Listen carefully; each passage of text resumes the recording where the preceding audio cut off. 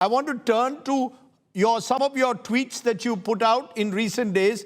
You seem to suggest that in some way, India must be very careful in not ceding its autonomy to the strategic autonomy above all else. How do you see it?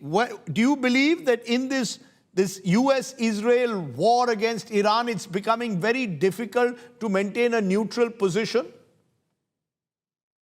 Sorry, Rajdeep, there seems to be some issue with the video. I don't think you can see me. No, I can now. Okay. Yeah, go ahead, ma'am. Please go ahead.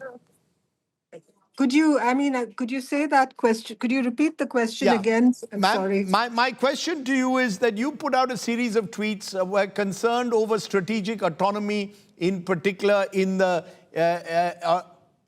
context of US-Israel war against Iran, that India must be seen to hold its own. What do you mean by hold its own? What is the position that India can take in this highly polarized, surcharged atmosphere? First and foremost, I think India, Rajdeep, is a country that has always stood by principle, that has always followed a normative approach to global affairs and happenings on the international stage.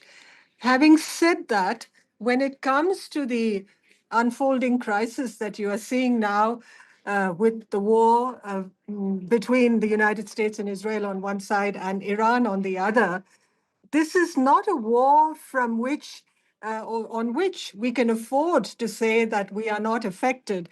I think the discussion with Dr. Tharoor told our audience about the impact and the fallout for Indians, whether it's Indians in the Gulf, whether it's the oil economy, our energy security, whether it's the happenings with the sinking of the Iranian ship off basically off the coast of Sri Lanka, within our neighborhood, as we call it, the Indian Ocean zone.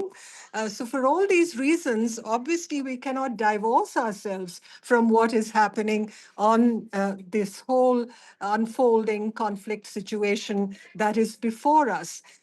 But how does one deal with how does one deal with someone as unpredictable, ma'am, as Donald Trump, given the fact that here is someone who obviously is engaged in power politics?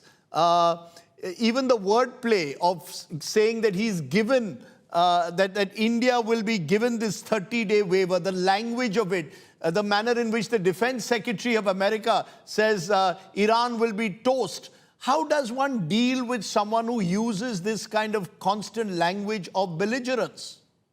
Well, I think the language has been rather revealing. It has been unusually blunt. It is as if Washington is granting, if you please, permission to India. It's allowed a 30-day waiver for the purchase of Russian oil, and it's just 30 days. Obviously, it doesn't want Russia to gain any significant financial benefit from the sale of such oil to India. And it also expects India to ramp up purchases of American oil. So, these are messages that are embedded in the announcement that Mr. Scott Bessent made. So the phrasing, I believe, does contain an awkward optic for India, because it makes it appear that India has received permission, although we have been saying all along that we buy Russian oil based on our national interest. Because India has, because India, language. Yeah, because when I look at the data clearly shows while India's purchases of Russian oil have significantly reduced in the last 6 months, India still continues to purchase about 20% of its oil still comes from the Russians. You see, all of this is coming against the backdrop, of course, of the way in which Donald Trump is conducting foreign policy. It's not a rules-based international order, clearly. One day you're targeting Venezuela, off with the head of the Venezuelan head of state, and you sort of capture him. Now you're targeting the Iranian regime. When you're dealing with someone who's so unpredictable, what happens to the conventional rules in a way, the rules-based order? What you're saying would apply if there was a rules-based order, ma'am. in the absence of that, how does one deal with someone like Donald Trump? How can one maintain a position wherein one can safeguard one's interests publicly? Or does it always have to be done through quiet diplomacy behind the table, behind doors, closed doors? Well, I think quiet diplomacy certainly has its meaning, has its uses, and continues to have its relevance. And I believe in the long run, if the conflict plays itself out for a much longer period than we've expected, I believe India will have to take a stand at some stage. It's still early days of the conflict. I have argued that a theory of silence or guarded silence may not be a good theory for our foreign policy, but obviously I'm not privy to the thinking of the government in this regard, and one has to make some allowance for their sovereign thinking on these issues. But let me say that, for instance, the ASEAN group of countries has come out with a fairly strong and persuasive statement about the unfolding situation. And we are very close to the ASEAN. The ASEAN is very much in our neighborhood, and I think there are certain conclusions to be drawn from such developments. But you, very interestingly, after Donald Trump came to power, you framed a jungle analogy. When Nicolas Maduro, Venezuela's, was captured by the US, you had said, ma'am, and I quote you here, India's task is not to applaud or to moralize, but to stay consistent with its own strategic logic. India lives in a jungle world where power rules the forest, yet it also relies on sovereignty and non-intervention when it matters close to home. Strategic autonomy today means understanding power without surrendering principle, holding both in tension with clarity, foresight, and discipline.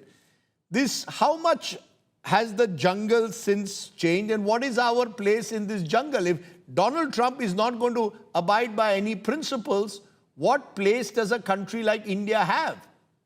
We definitely have our place. When I used the metaphor of the jungle, what I was aiming at illustrating, as far as my readers were concerned, is that in this definition of this new scheme of things, where the world order, as we have been accustomed to, has shown signs of rupture, it's really a hinge moment. I don't believe, a new world order has come into being to succeed what we had all these years. But what we are confronted with is a situation, and obviously a geopolitical situation, where power matters, where rules may exist, but they are unevenly applied, and survival for all countries, including ours, depends on awareness, it depends on adaptability. There are a number of predatory forces that surround us. It's not a unipolar jungle anymore. It's in many ways a multipolar jungle. The United States remains powerful. China is rising. Russia is disruptive. Regional powers are asserting themselves, and our own place in the jungle is evolving. That's how I would define this new scheme of things. Fascinating the way you put it, Nirupama Rao. I wish we had, we didn't have the camera, unfortunately, but we'll try and rectify that the next time we have you on the show. But I really appreciate you joining us and giving us your definition of this multipolar world. It's a fascinating description of this law of the jungle that's prevailing at the moment.